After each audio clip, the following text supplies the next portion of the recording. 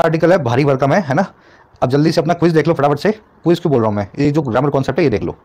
ये कॉन्सेप्ट ये कहता है कि कुछ नाउन्स, कुछ एडजेक्टिव्स इंग्लिश में खास, जो नाउन से पहले आते हैं तो उनका कुछ और मीनिंग होता है, और नाउन के बाद में आते हैं तो उनका कुछ और मीनिंग होता है। तो आपको देख लेना सेंटेंस में ये कहाँ लगे हुए हैं, ठीक है। तो इनका अलग अलग मीनिंग आपको ध्यान रखना है। नाउन से पहले अगर कंसर्न आएगा तो कंसर्न का मतलब होगा चिंतित, परेशान, एंशियस। कंसर्न अगर नाउन के बाद में आएगा तो कंसर्न का मतलब होगा रिलेटेड, जुड़ा हुआ, संबंधित। जैसे कि the police have arrested all of the, इसको छोड़ो, ये वाला देखो, the manager addressed all of the employees concerned. Manager ने एड्रेस किया, मैनेजर ने बातचीत की सभी उन एम्प्लॉइज से जो चिंतित थे, जो एंशियस थे, जो कंसर्न थे। भाई कुछ एम्प्लॉइज होंगे जो कंसर्न होंगे किसी चीज़ को लेके, वर्क प्लेस पे, शायद उनकी जॉब जो है सिक्योर नहीं होगी, शायद वर्क प्लेस एनवायरमेंट खराब होगा, तो मैनेजर ने सबसे बातचीत की उन कंसर्न एम्प्लॉइज से। ऐसा ही होगा ना। तो यहाँ पे अगर कंसर्न एम्प्लॉइज है ना, तो आपको एम्प्लॉइज के बाद में कंसर्न नहीं रखना है, आपको एम्प्लॉइज के पहले कंसर्न रखना है। अब इसका मतलब बनेगा ऐसे एम्प्लॉइज जो चिंतित है, क्योंकि कंसर्न जब बाद में आ जाता है तो इसका मतलब होता है संबंधित, रिलेटेड। जैसे she reach the DMs office and registered her complain with the concern official. वो लड़की जो है डीएम के ऑफिस पहुंच गई, कलेक्टर के ऑफिस में पहुंच गई और रजिस्टर किया उसने अपनी शिकायत को संबंधित अधिकारी के साथ। डीएम के ऑफिस में गई है तो ऐसा तो नहीं है वहां चपरासी को पकड़ के अपनी कंप्लेन दे देगी। जो ऑफिशियल है, जो कंप्लेन लेता है, जो उस टेबल पे बैठता है, उस ऑफिशियल को देगी अपनी कंप्लेन। तो उसने अपनी कंप्लेन दी संबंधित अधिकारी को, कंसर्न ऑफिशियल को। अब देखो यहाँ पे संबंधित की बात हो रही है, रिलेटेड की बात हो रही है, जो रेलेवेंट है इस पूरी सिचुएशन में, कॉन्टेक्स्ट में। तो यहाँ पे कंसर्न ऑफिशियल नहीं, यहाँ पे लिखना होगा ऑफिशियल कंसर्न।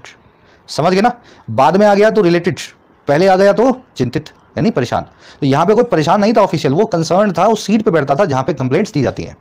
वैसे ही इन्वॉल्व अगर पहले आ जाए तो इसका मतलब होता है कॉम्प्लिकेटेड, इन्वॉल्व अगर बाद में आ जाए तो इसका मतलब होता है जो वास्तव में इन्वॉल्व हो, जो शामिल हो। The police have arrested all of the involve accused. Police ने अरेस्ट कर लिया है सभी अक्यूज्ड को, सभी अभियुक्तों को जो शामिल थे इस गुनाह में। तो यहाँ पे शामिल की बात हो रही है तो इन्वॉल्व अक्यूज्ड नहीं लिख सकते, आपको लिखना पड़ेगा अक्यूज्ड इन्वॉल्व्ड, इन्वॉल्व्ड। अच्छा अगर इन्वॉल्व पहले लगा दे तो the police are investigating a case involved. Police वाले इन्वेस्टिगेट कर रहे हैं एक कॉम्प्लिकेटेड से केस को। यहाँ पे कॉम्प्लिकेटेड का मीनिंग चाहिए तो इन्वॉल्व को केस नाम के नाउन से पहले रखा जाए, यहाँ लिखेंगे इन्वॉल्व केस। शायद आप लोगों के लिए नया कॉन्सेप्ट होगा क्योंकि बहुत दिनों से हमने किया नहीं है और बहुत सारे बच्चे चैनल पे नए हैं, लेकिन बड़ा ही खूबसूरत और प्यारा सा कॉन्सेप्ट है, सीख लेना इसको। 5 ही दे रहा हूँ आपको मैं, 5 और हैं, फिर किसी दिन बताऊंगा। 5 और 5 10 मिल जाएंगे तो दिमाग में पूरा कॉन्सेप्ट बैठ जाएगा, है ना। आज इन 5 को याद करने की कोशिश करो। कंसर्न, इन्वॉल्व आपको बता दिया। लेट अगर पहले आ जाए तो लेट का मतलब है स्वर्गवासी। लेट अगर बाद में आ जाए तो लेट का मतलब है देरी से आने वाला। लेट ग्रैंडफादर का मतलब है स्वर्गवासी दादाजी। And the train is late, late जो है ट्रेन के बाद में आएगा, तो ट्रेन स्वर्गवासी नहीं है, ट्रेन देरी से है, डिलेड है।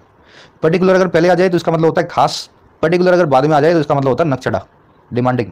माई बॉस इज वेरी पर्टिकुलर, मेरा बॉस बड़ा डिमांडिंग है, बड़ा पर्टिकुलर है, बड़ा नकचढ़ा है, हर चीज़ में उसको मीन में निकालने होते हैं, है ना। और पर्टिकुलर पहले लगा दिया तो स्पेशल है ना।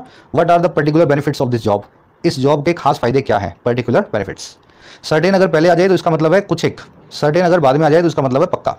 देयर वर या there was a certain amount of milk in the jar.